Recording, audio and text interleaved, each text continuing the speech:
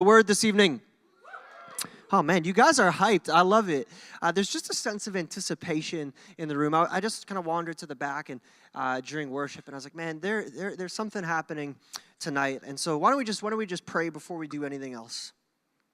Jesus, I pray that the expectation, the anticipation, the hope that we have in these moments, Jesus, would not be just sort of an idle expectation or a waning expectation, but Jesus, I pray that it would be an expectation grounded on your promises.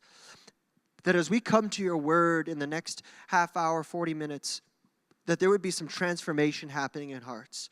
Jesus, that out of our times of worship, that there's already been a sensitivity raised to your spirit. Jesus, as we proclaim truth from our lips, Jesus, I pray that as we read and listen to truth proclaimed from the stage, Lord, that there would be a receptivity in this room, an openness to what you want to do. Jesus, I pray that I would be totally forgettable, but your word and your goodness, Jesus, would be totally memorable. Amen. Amen. Well, if you have a Bible, flip to Deuteronomy chapter 21. Deuteronomy chapter 21 is where we're hanging out. We're continuing our I Am With You series, working our way through the entire Bible this summer. We're going to get through it pretty much by the end of the summer. And, I think I was watching a YouTube clip this week. And in the YouTube clip, somebody said, we don't need, this is 2018, we don't need an ancient book to tell us how to live. And I scratched my head as a pastor. I kind of, did a bit of one of these, as you might expect a pastor would do. Because you see, what we do when we open the Word, this book, and what we're doing this summer in exploring the narrative structure of the Scriptures is not just opening an ancient book. We actually find something about ourselves in here. You see, people haven't fundamentally changed that much over time. And so when we come to the Scriptures, what we're doing is we're actually saying, who are we and who is God? We're answering those two questions, who is God and who am I? And so I pray that as we dive into this story today in Deuteronomy 31, that we would have a clearer picture on who we are, but an even clearer picture on who God is this evening. And so before I read it, we got to set some context for what's going on in this passage. This is a crazy, crazy time in history. There's this guy, Moses. Everybody say Moses. Moses. Moses has been leading the Israelite people for the better part of over 40 years. And they've just come out of slavery, out of Egypt 40 years ago. It was amazing. It was like the time of their life. The freedom songs were being written literally and recorded. You can go and read them if you want. And they're marching through, and they get to this place called the Jordan River. And they look across the river to the land that God had promised them. It was this wonderful, beautiful land. And they look across the river and they go, it's awesome, but we're too afraid to enter. Because entering that land meant going to war with the people who were there. Now you have to understand, a bunch of slaves that had been in slavery for about 400 years, they weren't accustomed to going to war. They had never gone to war in their lives. And so the idea of going and conquering nations to reclaim their native land was a pretty scary idea. And so they looked at it and they said, no, we're going to rather wander the desert for a bit, if that's okay with you, Moses. And they rebelled. They refused to do what God says in entering the land. And so for the next 40 years or so, they wander around in the desert. And there's all kinds of crazy stories. You can read about them in the books of Exodus and the books of Numbers and Deuteronomy. What happens to the Israelite people as they wander all over the place? And after 40 years, they come to the same river again. And it's time for them to enter the land. And this time, everybody who had rebelled in the past is now dead. They've passed away, and there's a new generation. A new people have been raised up to go and enter into this land that God has promised them. If you want some more of the backstory, you can watch last week's sermon from Alex talking about Moses starting the process of freeing them. And so you have this nomadic people, a people who have known no war. They've not done any major conquests. If we're being totally honest, they probably had a total identity crisis on their hands. They didn't even know really who they were. They were a nation of ex-slaves with no land, being told that they have to go to war. And Moses gathers the people, and Moses is about to die. Their fearless leader that's been leading them through the seasons, he's about to die. And we come to Deuteronomy 31. And he's about to hand the reins off to his faithful servant, his assistant for many, many years. One of the few people that was there from the beginning. A guy named Joshua. Everybody say Joshua. Joshua. Come on, that wasn't everybody. Joshua. There we go. So let's pick up the story here in Deuteronomy 31, starting in verse 14. And the Lord said to Moses, "Behold, the days approach when you must die." Imagine being Moses. God's being like, "Moses, it's your time to die." Levi, God speaking, "It's not your time to die." It's a good word. It's good. I'm not God. I'm just, okay, anyway. Behold, the days approach when you must die. Call Joshua and present yourselves in the tent of meeting, that I may commission him. And Moses and Joshua went and presented themselves in the tent of meeting. And the Lord appeared in the tent in a pillar of cloud. And the pillar of cloud stood over the entrance of the tent. And the Lord said to Moses, "Behold, you're about to lie down with your fathers. Then this people will rise and whore after the foreign gods among them in the land that they are entering. And they will forsake me and break my covenant that I have made with them. Then my anger will be kindled against them in that day, and I will forsake them and hide my face from them. And they will be devoured, and many evils and troubles will come upon them, so that they will say in that day, 'Have these evils come upon us because our God is not among us?' And I will surely hide my face in that day because of all the evil that they have done, because they have turned to other gods." Jump down to verse 23. And the Lord commissioned Joshua, the son of Nun, and said, "Be strong." Everybody say strong. And courageous. Everybody say courageous. There we go. That's a bit more courageous. "For you shall bring the people of Israel into the land that I swore to give them. And I will be with you." And I will be with you. Now, when I was reading this passage, there's actually 7 times that Joshua is told that God would be with him. Apparently, he needed the reminder. And as I was studying this little instruction, it occurred to me that this wasn't some sort of like rah-rah pep talk. It wasn't a, "Hey, Joshua, come on, man, be strong and courageous. You got this." He wasn't like in the boxing ring, like about to go in, like getting all jacked up. No, it was a command from God to go forth on the basis of the way that Joshua had been walking. It was not just a pep talk. It was a reaffirmation. If you miss this, you're going to miss the rest of my sermon. This is essentially the gist of my sermon. The "be strong and courageous" was a reaffirmation of what Joshua had been doing his whole life. And God reaffirms it. He says, "Be strong and courageous as you enter into this unknown situation." You see, the temptation is to look at a guy like Joshua and be like, "Man, he just bossed it. He just arrived at the scene and he knew what he was doing. He knew how to lead people. He knew how to keep the ship going in a direction. He had courage. He had confidence. He had charisma."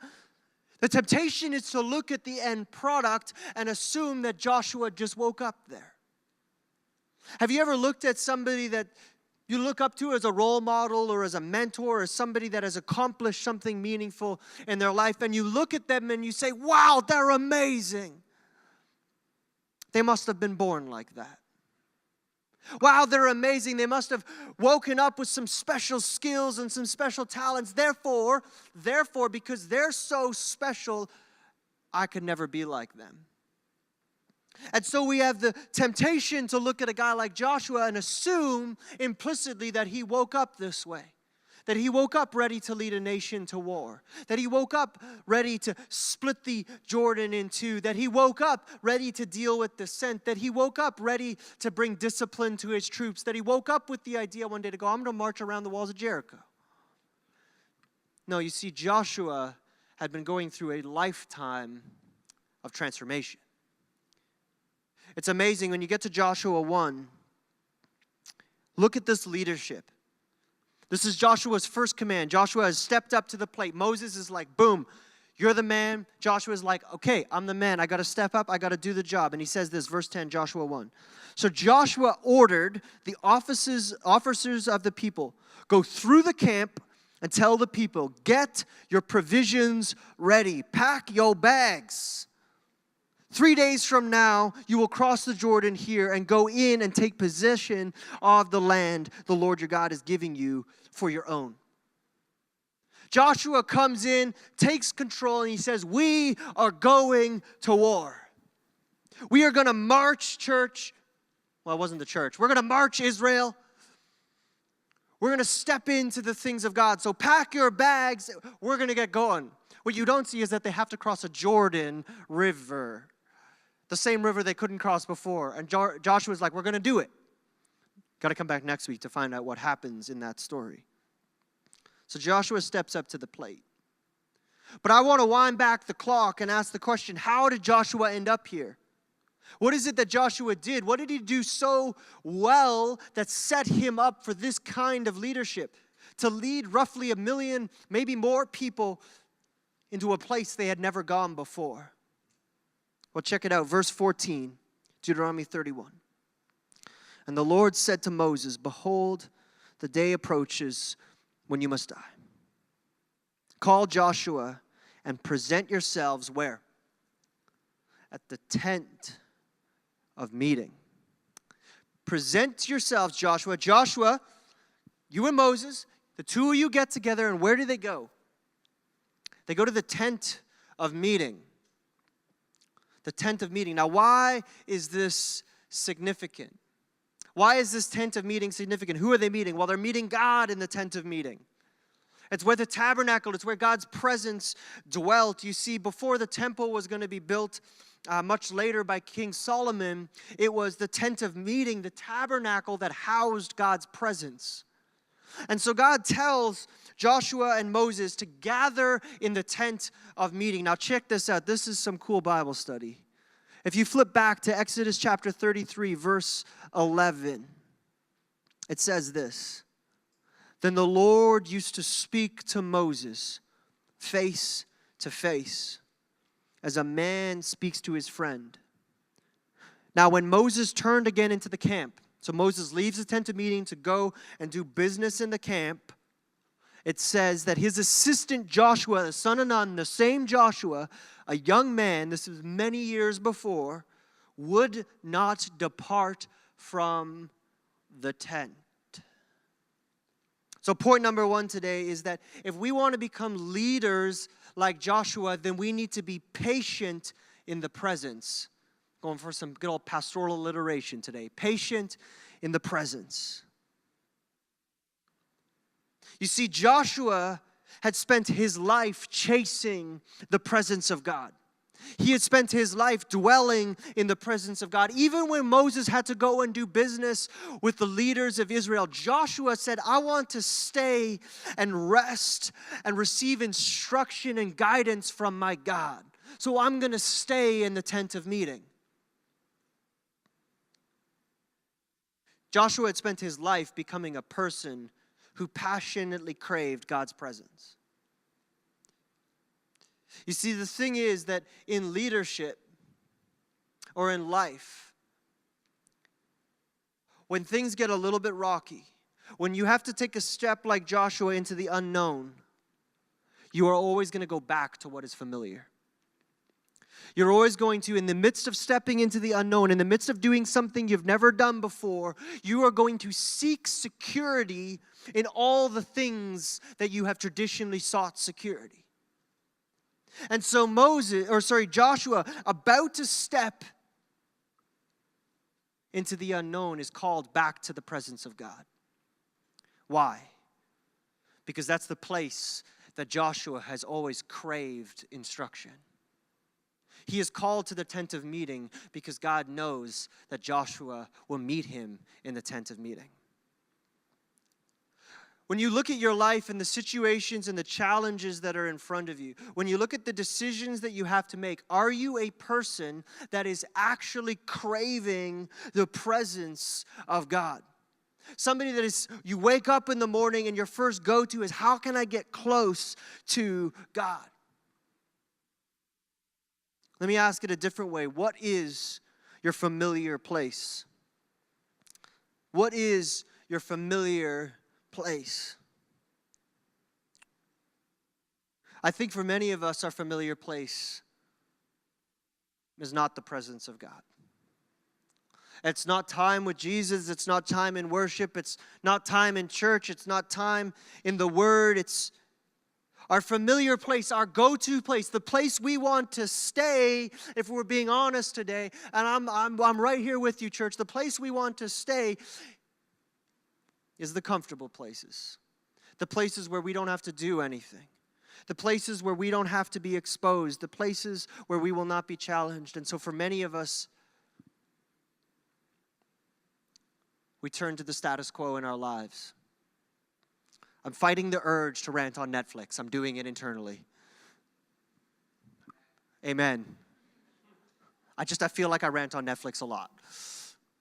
But don't we do that? We just go to the place where we could turn our brain off. We go to the place where we don't have to accept responsibility. We go to the place where you don't have to do anything. But Joshua, check this out, church. This is incredible.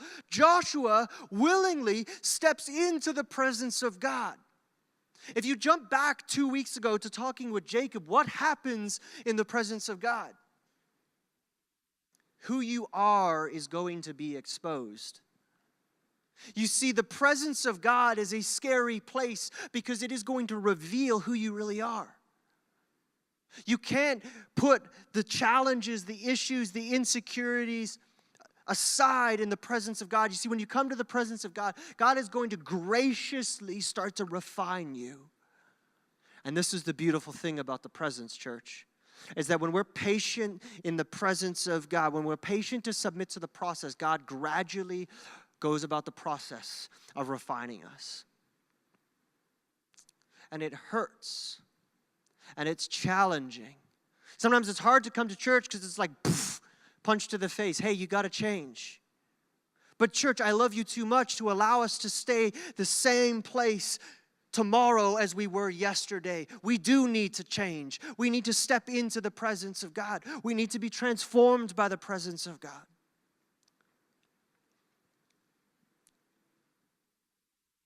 So Joshua steps into the presence. He says, God, change me. Show me what it's like to lead. I will stay here and I will linger here. You know, I think if we're honest, most of us are pretty insecure, myself included. I think that we walk through life craving the sort of affirmation, craving people to tell us, good job, well done, you're the bomb. You're an amazing leader. You're an amazing person. You're gifted and you're talented. We crave it, don't we? Church, I want to encourage you, if you spend time like Joshua in the tent of meeting, if you spend time with Jesus on a regular basis, you will find all the security and affirmation you will ever need. That affirmation we so crave, the security we so crave, is made available to us in the presence. When I look at Joshua's life, I think many of us, like Joshua, we want to be like Moses. Moses goes through and he spends time in the tent of meeting, and then it says that he went out from the tent. He left the tent to deal with the business. And Joshua stays behind. Many of us, we want to graduate to the success story in life. We want to wake up one day and we want a platform, we want to preach, we want to speak, we want to lead a business, we want to change the world. We want to arrive at the place of success. But we don't want to stay in the tent of meeting, the tent of being refined, the tent of being changed. We want the end product, but we don't necessarily want to have to do the hard work of getting there. And so Joshua he sits and he's refined.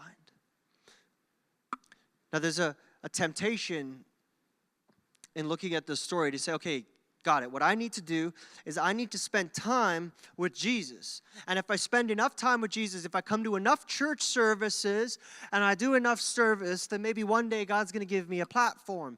And I'm going to graduate from being a person in the tent to being a person outside of the tent. I'm going to graduate from being a person of presence in the presence of God, dependency in the presence of God, to being a person who's like leading the charge.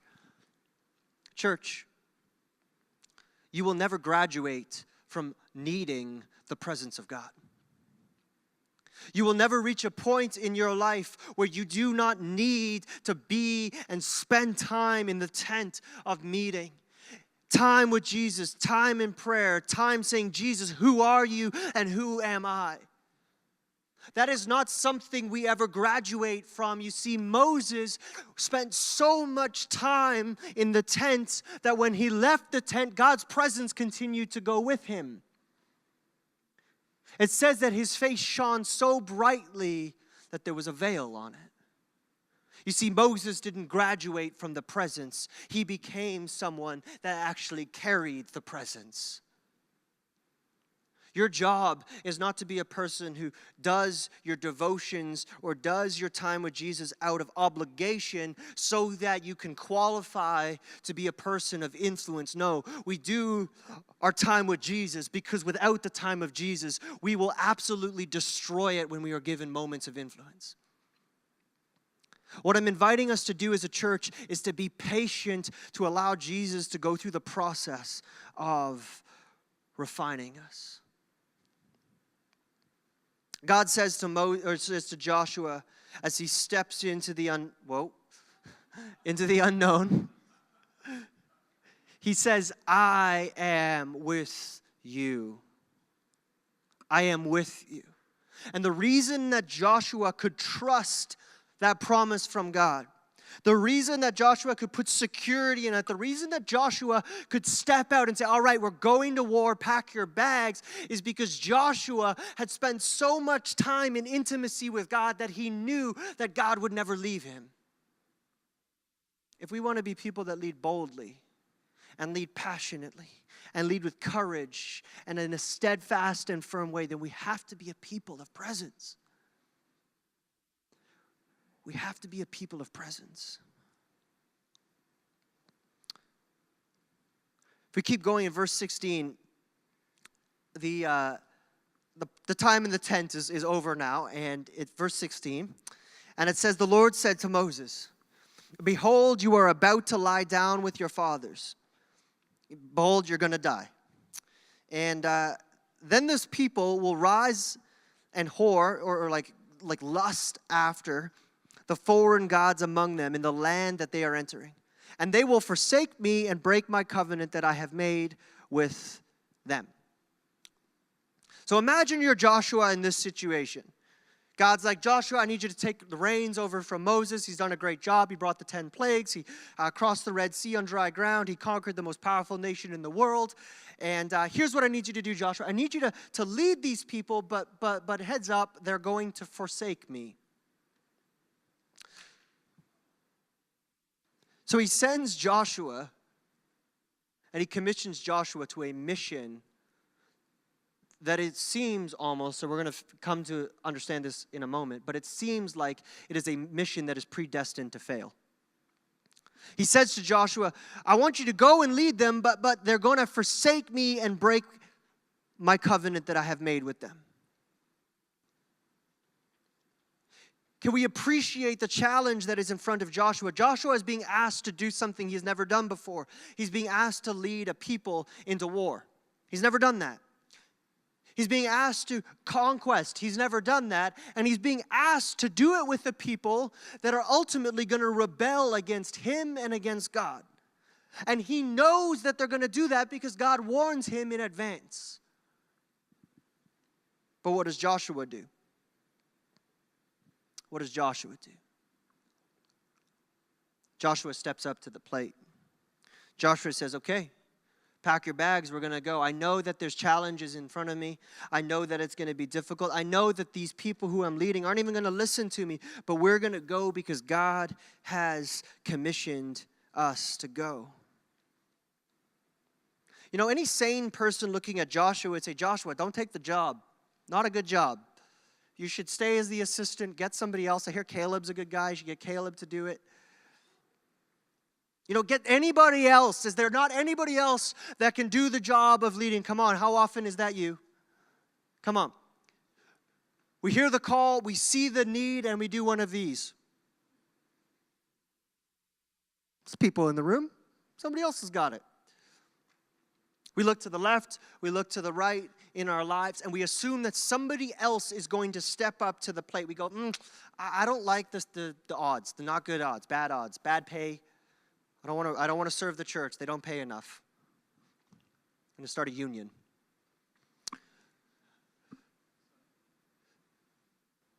You know, I'm not sure if I have the time. I'm not sure if the situation, I'm not sure if the project is going to be successful. In fact, I'm pretty sure it's not going to be successful. So what I'm going to do is I'm going to wait for somebody else to step up.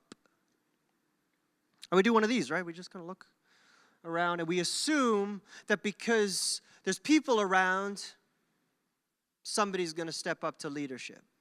That somebody's going to step up to own the opportunity.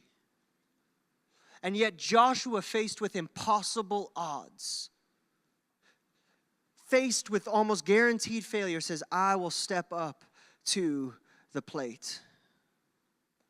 Church, if we want to be a people of significant leadership, if we want to be a people of influence, then we need to be a people that step up to the plate.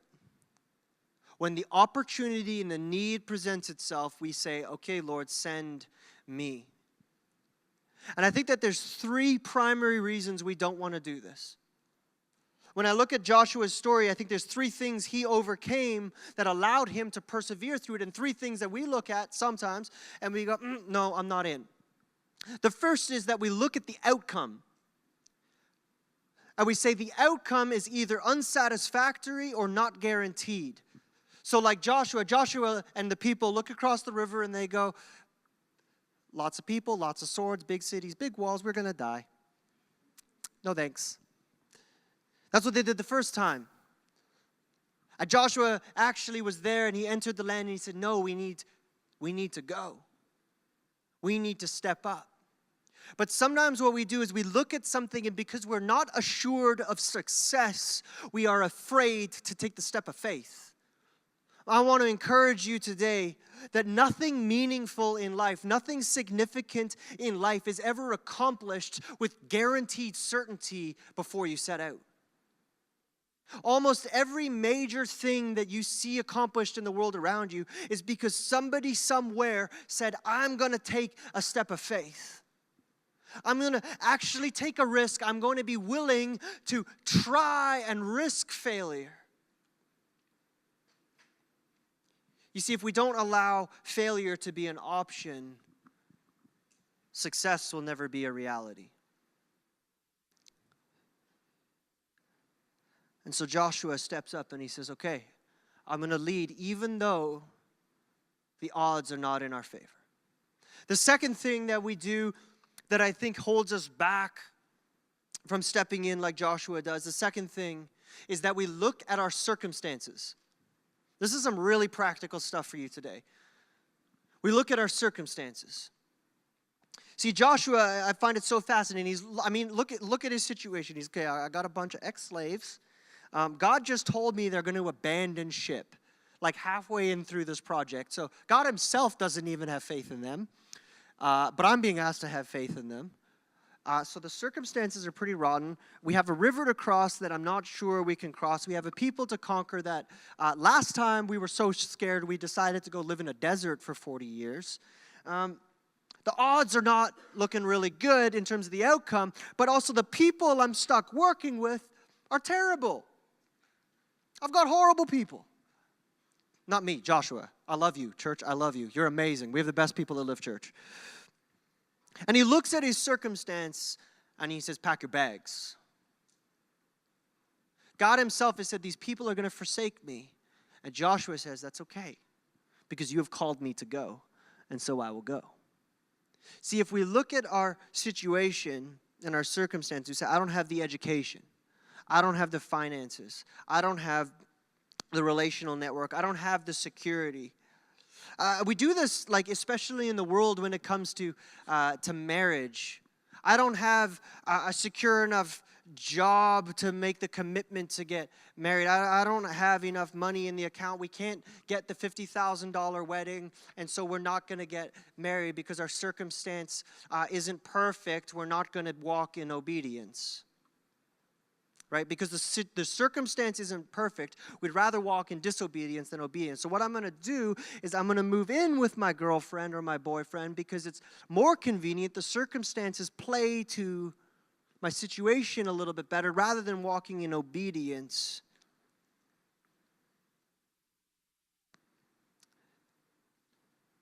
You see, when we make decisions based on the quality of our circumstance rather than out of obedience to God, we inevitably end up missing the opportunities of God. What are the areas of your life where you have allowed circumstantial things to dictate or influence your obedience? Where God has said, this is what I want you to do. This is where I want you to go. This is how I want you to lead. This is what I want you to say. This is where I need you to give. And we say, too hard, not good situation, bad timing. I'm going to do my own thing, God. But Joshua, even though he has an imperfect people to lead, says, I'm going to go. The third thing Joshua does is that there's sacrifice involved. You see, it's not just that we're not sure in the outcome, and it's not sure that we're not sure in our current circumstances set us up. We're not sure that we're willing to pay the price. And so I'll give you a really practical example. We give a call to serve our city on Tuesday night at Pinky Lewis, and we go, we need people to help serve our city. And we go, yeah, let's serve our city. Serving's awesome. Serving's great. We should serve. Why doesn't the church serve more people? And then Tuesday night rolls around, and we go, I hear somebody's going to Avengers Infinity War. It's on sale at the cheap movie night or whatever on Tuesday nights. I'm going to go do that.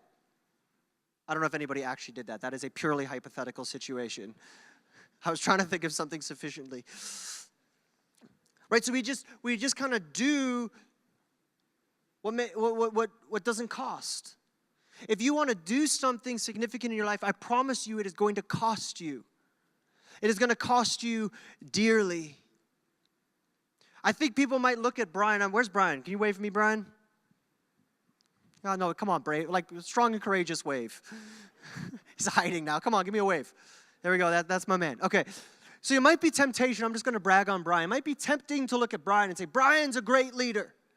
Wow, I wish I could be like Brian someday. How come Brian gets to lead a location at Lift Church? Like, come on, that is legit. I want to be like that. What you don't see is the price Brian is paying to do it. The time it's taking him. Brian goes to school in Waterloo, and he's going to be serving at a location in St. Catharines. You better believe this is going to cost him something. But Brian, as a leader, says, I'm going to step up to the plate because I see the need. Circumstance, not ideal. Outcome, totally not guaranteed. Sacrifice, yeah, some real sacrifice, but I'm going to step up to the plate. That's the story of Lift Church. That's why Lift Church has amazing people, because you guys have time and time again said, I don't know the outcome. Robin's kind of crazy. Leadership's a little nuts at Lift Church. You guys have big dreams. We've got this crazy, ambitious dream as a church. Not sure in the outcome. Pretty unsure. Circumstances, never been done before. Trying to do something very, very difficult. And it's extremely costly. And you guys, this church has stepped up to the plate time and time and time and time again. And I'm so grateful to lead a church that I think actually doesn't need to preach on this. You guys just need a pat on the back. You need an encouragement today to say thank you.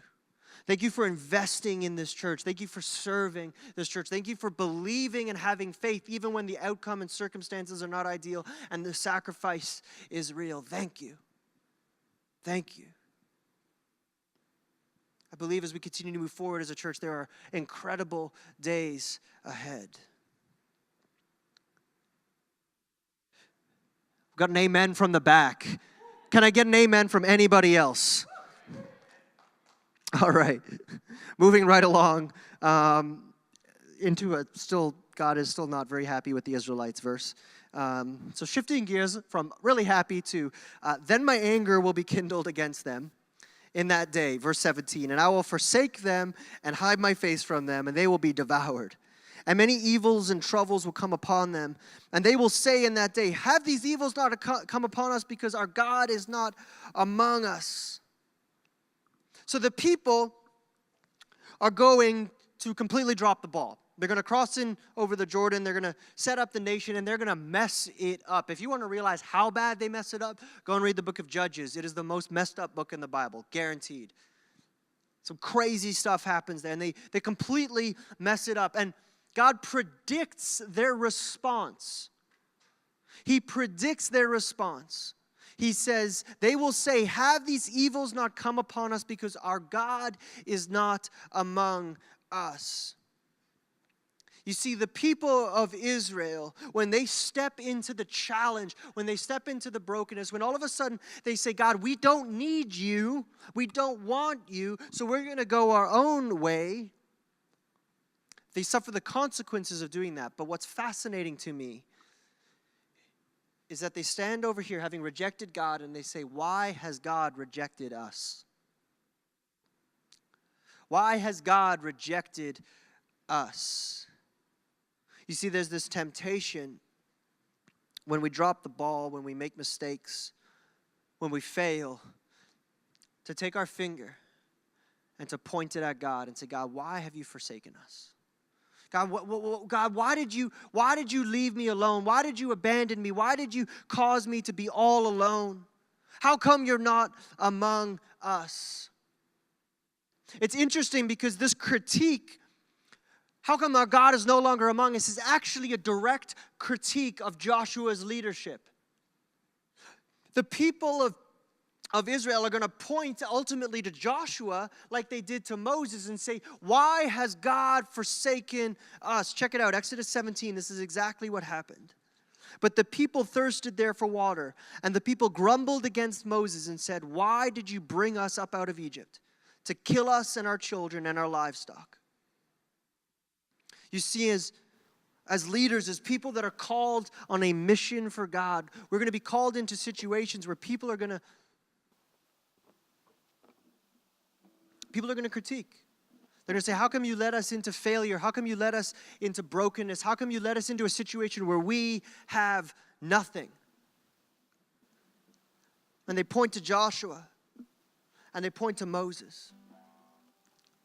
And I started to ask the question, how come Joshua could sustain it? How come knowing that this is going to happen, how is it that Joshua had the confidence to still cross the river? He knows that people are going to throw him under the bus, just like they threw Moses under the bus. The reality is, if you're going to lead something significant in your life, if you're going to do something meaningful, someone's going to come along and there's going to be critique, and there's going to be challenge. There's going to be some difficulties along the way. And I started to look at this text and I said, what on earth is it that allowed Joshua to be strong and courageous? Look at this, Numbers 14, verse 9.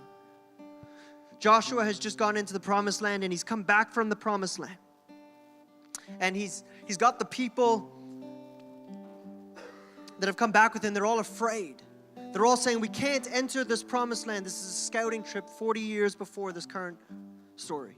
So much earlier, Joshua enters the land, they do a scouting trip, and they look at the situation, they go, no, we can't enter the land. We can't do it.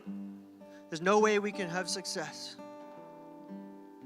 And Joshua says this, do not rebel against the Lord, and don't be afraid of the people of the land.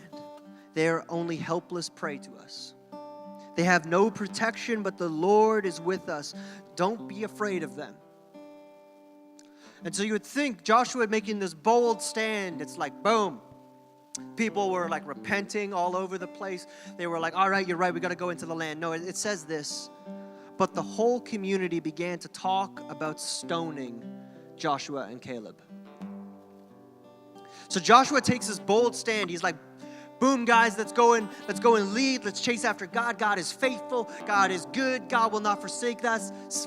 He points to God's faithfulness. He points to the mission that God has called them to. And the people freak out and try to kill him.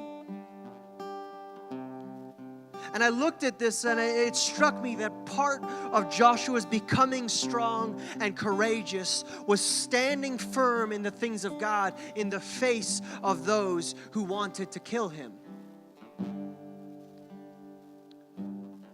You see, part of the process for Joshua was learning to place more security, more identity, more hope, and more conviction in God's promise that he would be with him. In God's promise that he would be with him. See, God promised Joshua before he crosses the Jordan, he says, I will never leave you and I will never forsake you. And Joshua's been through the ringer a number of times, a number of challenges, a number of situations where he's not sure of the outcome. But he points to God's faithfulness no matter what. And so there's those three dimensions: spending time in the presence, stepping up when the opportunity is there, and accepting responsibility / receiving criticism along the way. Those three things, I think, cultivated Joshua into a leader that could be strong and courageous. But as I was studying this text, I couldn't shake the sense of like, well, why, like, God, why did you have to be so discouraging to Joshua? Like, I think we read this story and it's like, well, God, like, why? Like, if it's going to happen, like, why not let it just happen? Like, Joshua could deal with it then. Why do you have to tell him beforehand that there'll be failure and a mess and the people are going to forsake?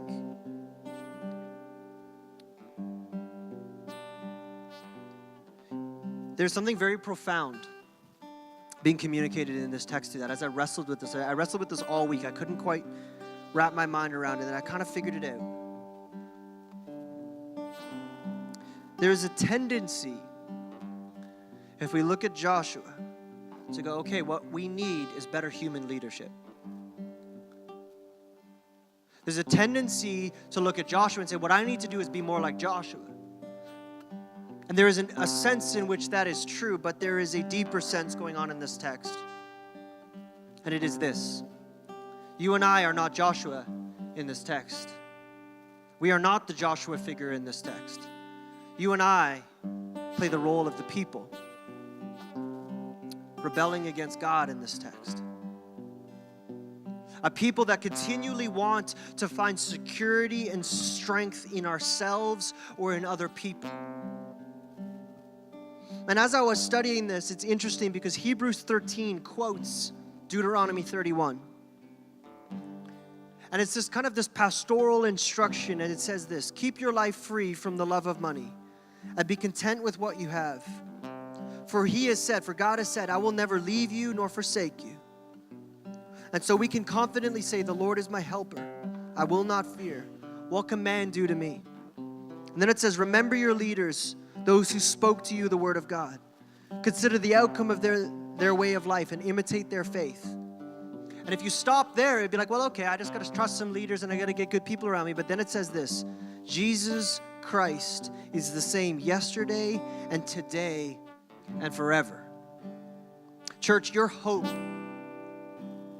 is never going to be in yourself. You and I find ourselves like the people of Israel. We look at God and we turn our back on him and we say, God, why have you forsaken me? We look at the leaders in our lives. Maybe some of you even look at me and you say, why have you failed me?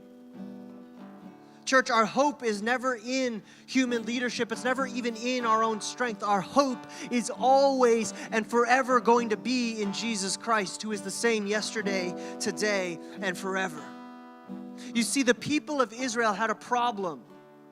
They wanted to put their hope in a human leader.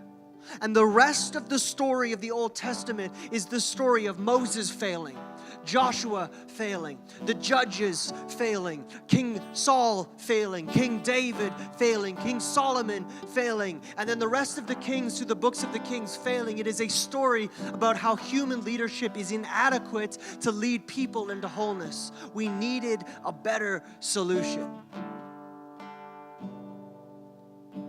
We needed Jesus. Fundamentally, the reason that Jesus came is because human leadership is inadequate to deal with the insecurities of our soul. It's inadequate to do with the selfishness of our soul. And try as Joshua could to be a great leader, he was never going to be a good enough leader. Deuteronomy is God screaming at us from the Old Testament. You guys try to do it on your own, and it is not enough. You needed a better way. And it is looking forward to Jesus. Deuteronomy is looking forward to the Gospels and say there is a better way. And his name is Jesus. And so when I invite us to be a people of presence, a people that crave and yearn and long for God's presence, it is fundamentally an invitation to be found and be secure and be confident and be satisfied not in yourself and not in your projects, but in him who made you. Why don't we bow our heads tonight?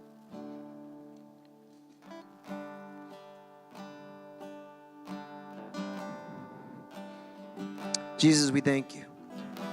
We thank you that you have called us to be a people of your presence, a people that love you, a people that chase after you. If you're here today, and just as I talk about finding satisfaction, you've been putting your hope and your security in people your whole life. You've been putting hope and security in your abilities, and you've even been putting hope and security in your own ability to be good. And you've realized that it's not enough, that you need Jesus tonight. If you're here and you've kind of reached a point and you've been coming for a couple weeks and you've been encountering who Jesus is, and tonight you want to say, Jesus, I want to give you my life. I want to become a Jesus follower. If that's you, why don't you just raise your hand so I can see it? Yeah. Is there anybody else tonight who's saying, yeah, I want to become a Jesus follower? If that's you, why don't you raise your hand?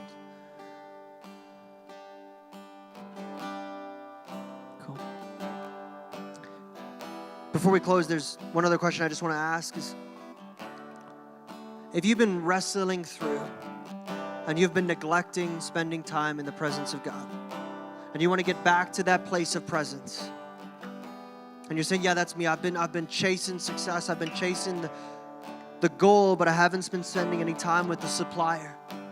I haven't been spending any time in intimacy with God, and I need to get back. If that's you, why don't you raise your hand? Yeah, come on. Come on, my hand's up too. I can spend more time with Jesus. Jesus, I pray that this church would be a church of your presence. A church that says no matter the circumstance, come on, why don't we stand to our feet tonight?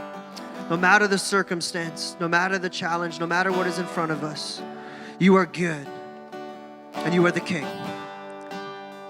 You are the King and you are good. Come on, church.